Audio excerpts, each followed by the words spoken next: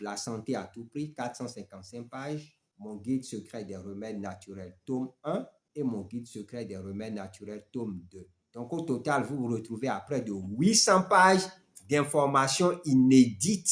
Vous voyez tout ce que je vous ai dit ce soir, c'est peut-être le millième de tout ce que vous découvrirez dans mon livre, La santé à tout prix. Je vous ai donné déjà 4 solutions. Il y en a 5 autres qui sont encore plus fulgurantes pour abaisser la pression artérielle. Donc, oui, les médicaments sont nécessaires parce qu'ils ont une action rapide, c'est standardisé, on a fait de longues études sur ça, mais les solutions naturelles également sont efficaces. Je vais faire après un voice populi et vous allez entendre des choses et vous vous rendrez compte que quand je parle, ce n'est pas pour embêter mes amis cardiologues, non, c'est pas ça. Juste parce que je me dis, ils sont un peu déconnectés de la réalité.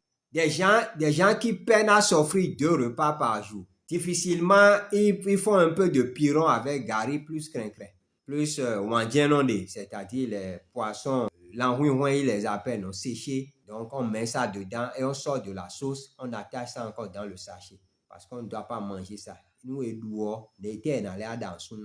donc, on met le poisson dans la sauce juste pour que la senteur entre dans la sauce et on enlève ça rapidement et on met dans le sachet.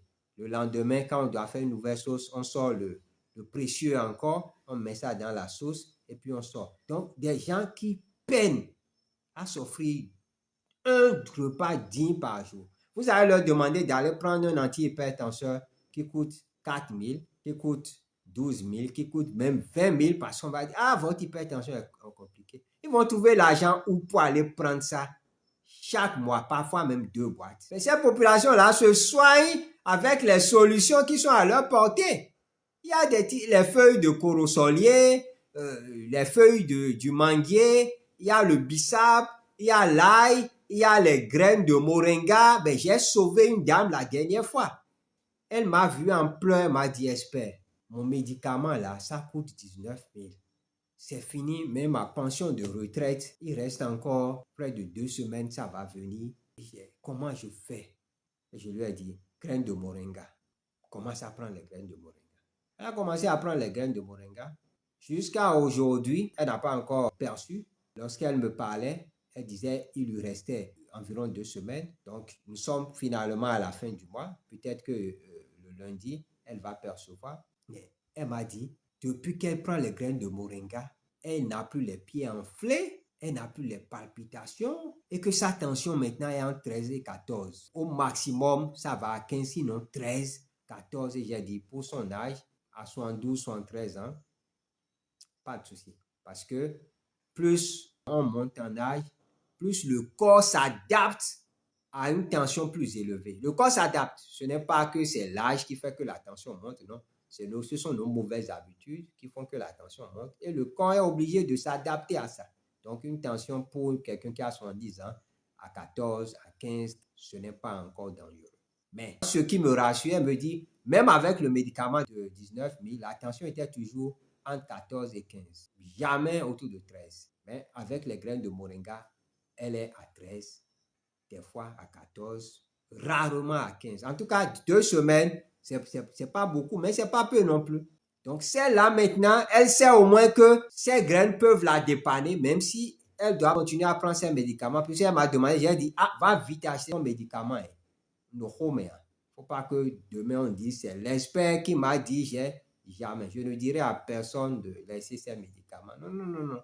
Chacun va faire ses expériences. Mais tout ce que moi je dis, les intellectuels, les scientifiques africains, les médecins africains, les pharmaciens africains, normalement, chaque État africain doit faire des réformes et dire, quand tu vas en école de médecine, avant d'obtenir ton diplôme, tu dois au moins soutenir, faire des recherches sur 1 ou 2 plantes et dire, voilà, dans ma localité, il y a telle plante qui peut traiter le palu. Il y a telle plante qui peut traiter les mouches. C'est comme ça, on ne sort pas avec un diplôme pour s'asseoir dans un bureau et puis on dit, on répète les choses, on défend ce que les Blancs nous ont appris à longueur. Non, non, non.